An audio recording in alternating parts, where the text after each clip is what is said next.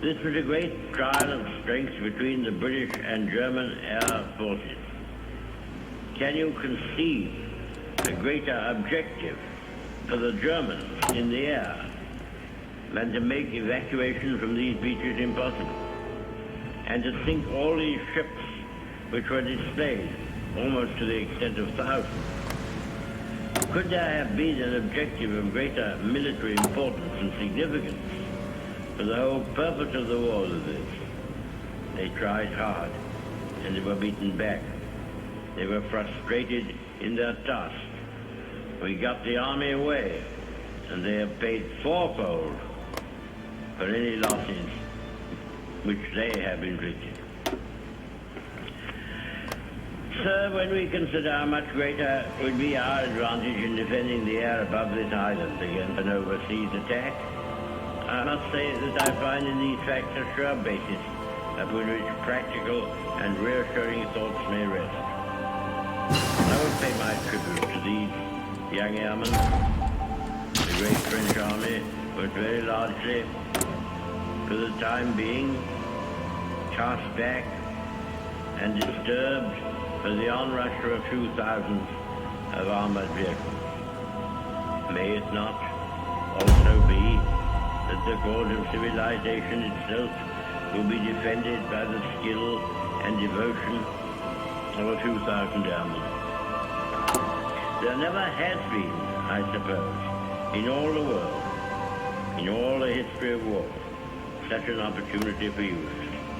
The Knights of the Round Table, the Crusaders, all fall back into the past. Not only distant, but prosaic. These young men going forth every morn to guard their native land and all that we stand for, holding in their hands these instruments of colossal and shattering power, of whom it may be said that every morn brought forth a noble chance, and every chance brought forth a noble night, deserve our gratitude, yes, to all the brave men, in so many ways and on so many occasions, are ready and continue ready to give life and all to their native land. And nevertheless, our thankfulness at the escape of our army and so many men whose loved ones have passed through an agonizing week, but not blind us to the fact that what happened in France and Belgium is a colossal military disaster. The French army has been weakened, the Belgian army has been lost, a large part of those fortified lines upon which so much faith had been reposed is gone. Many valuable mining districts and factories have passed into the enemy's possession. The whole of the Channel ports are in his hands, with all the tragic consequences that follow from that. And we must expect another blow to be struck, almost immediately, at us or at France. We are told, sir, that Herr Hitler has a plan for invading the British Isles. This has often been thought of before. When Napoleon lay at Boulogne for a year with his flat-bottom boats and his grand army, he was told by someone, there are bitter weeds in England. There are certainly a great many more of them since the British expeditionary force returned. Sir, I have myself full confidence that if all do their duty, if nothing is neglected, and if the best arrangements are made, as they are being made, we shall prove ourselves once more able to defend our island home, to ride out the storm of war, and to outlive the menace of tyranny, if necessary for years, if necessary alone. At any rate, that is what we are going to try to do. That is the resolve of His Majesty's government, every man of them. That is the will of Parliament and the nation, the British Empire and the French Republic, linked together in their cause and in their need, will defend to the death their native soil, aiding each other like good comrades to the utmost of their strength. We shall go on to the end. We shall fight in France. We shall fight on the seas and oceans. We shall fight with growing confidence and growing strength in the air.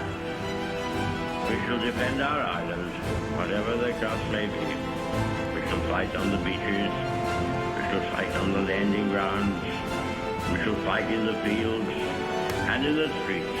We shall fight in the hills. We shall never surrender.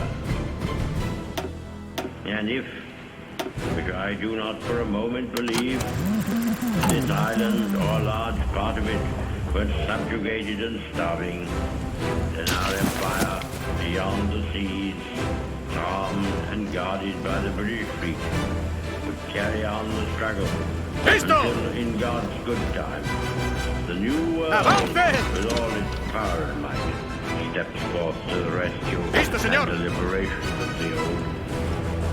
¡Avancen! ¡Listo para avanzar! ¡Avancen!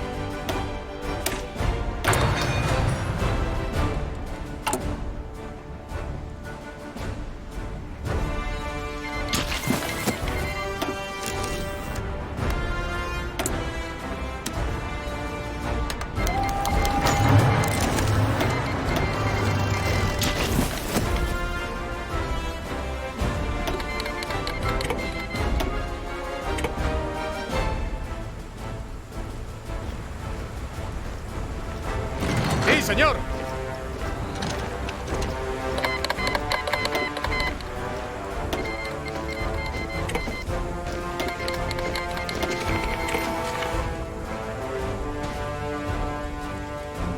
¡Sí, señor!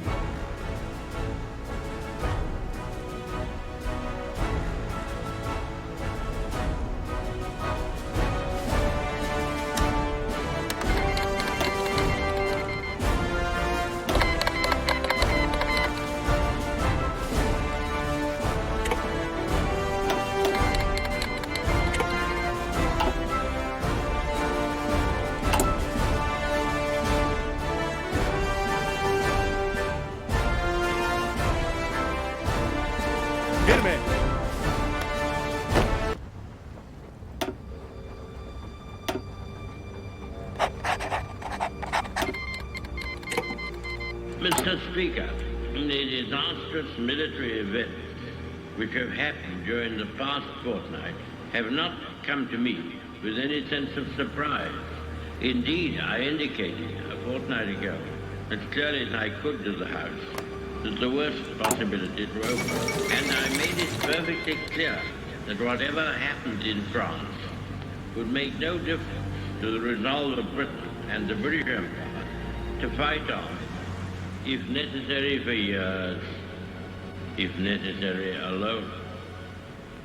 I have thought it right upon this occasion to give the House and the country some indication of the solid practical grounds upon which we base our inflexible resolve to continue the war. There are a good many people who say, never mind, win or lose, sink or swim, better die than submit to tyranny, and such a tyranny. and I do not dissociate myself from them. But I can assure them that our professional advisors of the three services unitedly advise that we should carry on the war, and that there are good and reasonable hopes of final victory. We have fully informed and consulted all the self-governing dominions. These great communities, far beyond the oceans, who have been built up on our laws and on our civilization, and who are absolutely free to choose their course, but are absolutely devoted to the ancient motherland, and who feel themselves inspired by the same emotions which these meet and stake our all upon duty and honor. We do not yet know what will happen in France, or whether the French resistance will be prolonged, both in France and in the French Empire overseas. The French government will be throwing away great opportunities and casting adrift their future if they do not continue the war in accordance with their treaty obligation, from which we have not felt able to release them. The House will have read the historic declaration in which it is the desire of many Frenchmen and of our own hearts we have proclaimed our willingness at the darkest hour in French history to conclude a union of common citizenship in this struggle. However matters may go in France, or with the French government, or other French governments, we in this island and in the British Empire will never lose our sense of comradeship with the French people. If we are now called upon to endure what they have been suffering, we shall emulate their courage. And if final victory rewards our toils, they shall share the gains. Aye, and freedom shall be restored to all. We abate nothing of our just demands. Not one jot or tittle do we receive. Czechs, Poles, Norwegians, Dutch, Belgians have joined their forces to our own. All these shall be restored. What General Weygand calls the Battle of France is over. I expect that the Battle of Britain is about to begin. Upon this battle depends the survival of Christian civilization. Upon it depends our own British life and the long continuity of our institutions and our empire. The whole fury and might of the enemy must very soon be turned on us. Hitler knows that he will have to break us in this island